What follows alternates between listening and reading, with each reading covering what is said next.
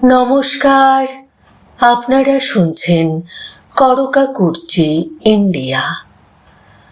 বাংলা সিনেমার ইতিহাসে কিছু জুটি শুধু পর্দায় প্রেমের গল্প লেখেনি, তারা নিজেরাই হয়ে উঠেছিল একটি ইতিহাস। একজনের চোখে ছিল অভিমান, অন্যজনের হাসিতে ছিল আশ্বাস। একজন ছিলেন সংযত, অন্যজন ছিলেন প্রাণবন্ত। ক্যামেরার সামনে তারা যখন পাশাপাশি দাঁড়াতেন, তখন মনে হতো বাংলা সিনেমা যেন তার নিজের ভাষা খুঁজে পেয়েছে। তারা উত্তম কুমার ও সুচিত্রা সেন। কিন্তু আজকের গল্প তাদের পর্দার প্রেমের গল্প নয়। আজকের গল্প একজন নায়িকার সহকর্মীর প্রতি সম্মান, একজন নায়কের নীরব আত্মমর্যাদা, আর এমন একটি ফোন কলের গল্প, যে ফোন কল বদলে দিতে পারে একজন শিল্পীর পারিশ্রমিকের ইতিহাস। একজন নায়িকা তখনই নিজের পারিশ্রমিক হিসেবে চাইছেন 1,00,000 টাকা, আর তার নায়ক ছবি পিছু মাত্র 5,000। কিন্তু গল্পটা এখানেই শেষ নয়। সেই নায়িকাই নাকি ফোন করে তার নায়ককে বলেছিলেন, তুমিও 1,00,000 টাকা নেবে।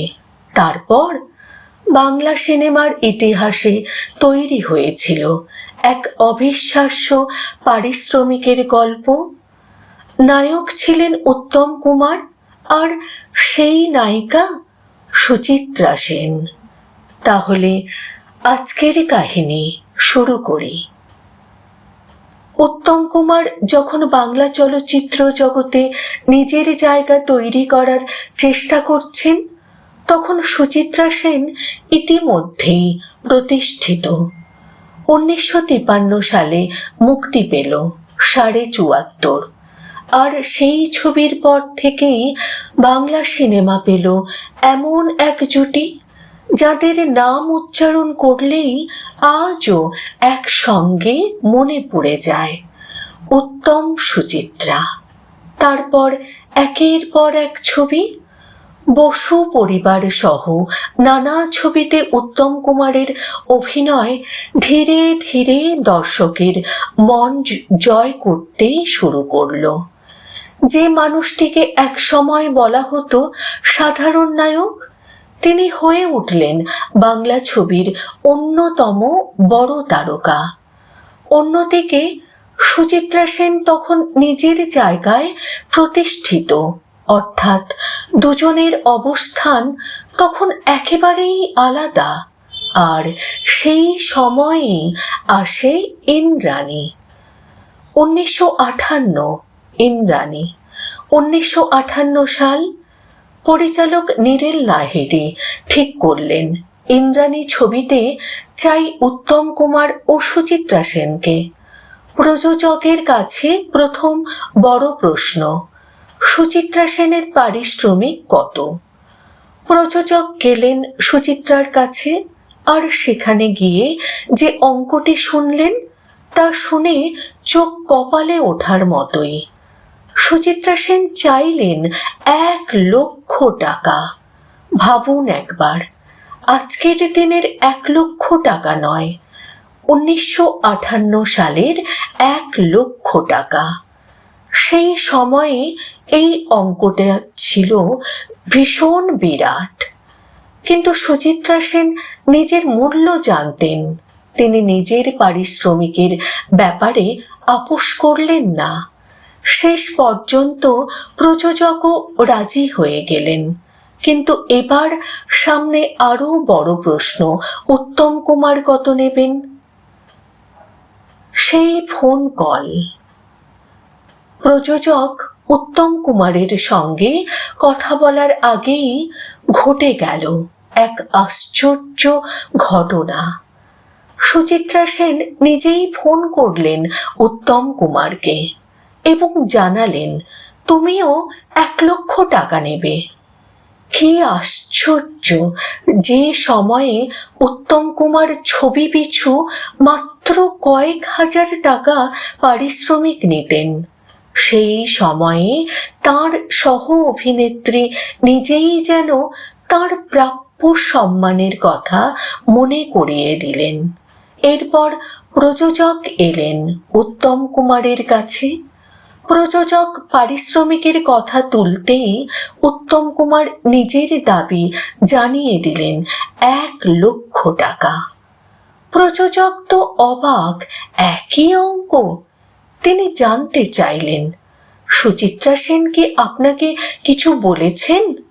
উত্তম কুমার নাকি স্পষ্ট জানিয়ে দিলেন, না, সুচিত্রা সেন আমাকে কিচ্ছু বলেননি।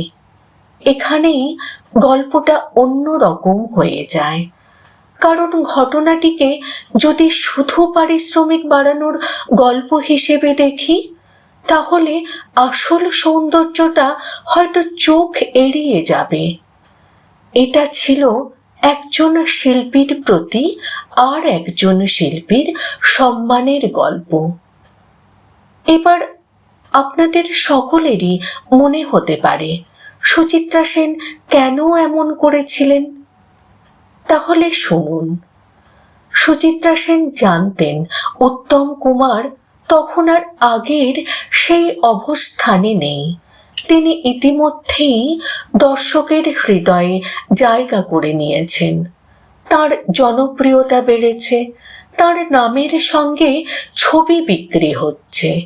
তবু পারিশ্রমিকের অঙ্কে তিনি পিছিয়ে ছিলেন। সুচিত্রা হয়তো বুঝেছিলেন, একজন শিল্পীর জনপ্রিয়তা শুধু হাততালিতে মাপা যায় না, তার মূল্য তার পারিশ্রমিকেও প্রতিফলিত হওয়া উচিত। আর তাই নিজের জন্য 1,00,000 টাকা দাবি করার পাশাপাশি তিনি চেয়েছিলেন তাঁর নায়কও যেন একই সম্মান পান। এখানে কোনো প্রতিযোগিতা নেই, নেই কে বড় তারকা, বরং আছে আমরা দুজনেই শিল্পী, আমাদের দুজনেরই সম্মান প্রাপ্য। এটাই হয়তো উত্তম সুচিত্রা সম্পর্কের আরও একটি অদৃশ্য সৌন্দর্য। ইন্দ্রাণী এবং আরও একটি আশ্চর্য গল্প। ইন্দ্রাণী শুধু উত্তম সুচিত্রার জন্যই স্মরণীয় নয়, এই ছবির সঙ্গে জড়িয়ে আছে বাংলা ও হিন্দি গানের ইতিহাসের একটি সুন্দর অধ্যায়ও। ছবির সঙ্গীতের সঙ্গে যুক্ত ছিলেন নচিকেতা ঘোষ এবং হেমন্ত মুখোপাধ্যায়। আর এই ছবিতেই প্রথমবারের মতো হিন্দি গান অন্তর্ভুক্ত করার উদ্যোগ নেওয়া হয়েছিল বলে এই ছবিকে ঘিরে একটি বহুল প্রচলিত গল্প রয়েছে। তৎকালীন বোম্বের জনপ্রিয় গায়ককে দিয়ে গানটি গাওয়ানোর কথা হয়। গায়ক পারিশ্রমিক হিসেবে চেয়েছিলেন 500 টাকা, কিন্তু গানটির কথা এবং সুর শোনার পর তিনি এতটাই মুগ্ধ হয়েছিলেন যে শেষ পর্যন্ত সেই গানটি বিনা পারিশ্রমিকে গেয়ে দেন। তিনি আর কেউ নন, মোহাম্মদ রফি। ভাবুন, একদিকে উত্তম কুমার সুচিত্রা সেনের জুটি, অন্যদিকে নচিকেতা ঘোষ, হেমন্ত মুখোপাধ্যায় এবং মোহাম্মদ রফির মতো শিল্পীদের সৃষ্টিশীল সংযোগ। ইন্দ্রাণী তাই শুধু একটি ছবি নয়, এ যেন বাংলা সিনেমার সেই সময়ের একটি জানালা, যে জানালা দিয়ে দেখা যায় সিনেমা তখন শুধু ব্যবসা ছিল না, সিনেমা ছিল শিল্পীদের মিলনস্থল। উত্তম কুমার ও সুচিত্রা সেনকে আমরা সাধারণত প্রেমের জুটি হিসেবেই মনে রাখি। হারানো সুর, সপ্তপদী, সাগরিকা, চাওয়া পাওয়া, তাদের পর্দার রসায়ন নিয়ে কত গল্প, কত স্মৃতি, কিন্তু তাদের সম্পর্কের আরও একটি দিক ছিল পারস্পরিক সম্মান। সুচিত্রা সেন নিজের জায়গায় ছিলেন অত্যন্ত সচেতন। তিনি জানতেন নিজের মূল্য কতটা, আর সেই আত্মবিশ্বাস থেকেই হয়তো তিনি অন্যের মূল্যও বুঝতে পারতেন। উত্তম কুমারের ক্ষেত্রে সেই ঘটনাটি আজও গল্প হয়ে বেঁচে আছে। একজন নায়িকা নিজের পারিশ্রমিকের জন্য 1,00,000 টাকা দাবি করলেন, আর একই সঙ্গে নিশ্চিত করতে চাইলেন তার নায়কও যেন তার প্রাপ্য সম্মান পান। এই কারণেই হয়তো তাদের জুটি শুধু হিট ছিল না, তাদের জুটি ছিল বিশ্বাসের জুটি, সম্মানের জুটি, বাংলা সিনেমার আবেগের জুটি। সময়ের সঙ্গে সিনেমা বদলেছে, প্রযুক্তি বদলেছে, তারকার সংজ্ঞা বদলেছে, পারিশ্রমিকের অঙ্কও বদলেছে, কিন্তু কিছু গল্প বদলায় না, কারণ সেগুলো টাকার গল্প নয়, সেগুলো মানুষের গল্প। 1958 সালের সেই 1,00,000 টাকা আজ হয়তো শুধুই একটি সংখ্যা, কিন্তু সেই সংখ্যার পেছনে যে কথাটি লুকিয়ে আছে সেটাই সবচেয়ে বড়। তুমি আমার সহ অভিনেতা নও শুধু, তুমি আমার সমান। হয়তো সেই কারণেই উত্তম কুমার ও সুচিত্রা সেনের সম্পর্ক বাংলা সিনেমার ইতিহাসে এত গভীর। তাদের প্রেম আমরা পর্দায় দেখেছি, কিন্তু তাদের পারস্পরিক সম্মানের কিছু গল্প, সেগুলো লুকিয়েছিল ক্যামেরার পেছনে। আর সেই অদৃশ্য গল্পগুলি আজও তাদের আরও বড় করে তোলে। এই ছিল ইন্দ্রাণীকে ঘিরে উত্তম কুমার ও সুচিত্রা সেনের সেই বহুল আলোচিত পারিশ্রমিকের গল্প। একজন নায়িকা নিজের মূল্য জানতেন, আর সেই মূল্যবোধ দিয়েই তিনি তাঁর নায়কের মূল্য প্রতিষ্ঠা করেছিলেন। সুচিত্রা সেন তাই শুধু মহানায়িকা নন, তিনি ছিলেন সহশিল্পীর সম্মান বোঝার মতো একজন বড় মাপের শিল্পীও।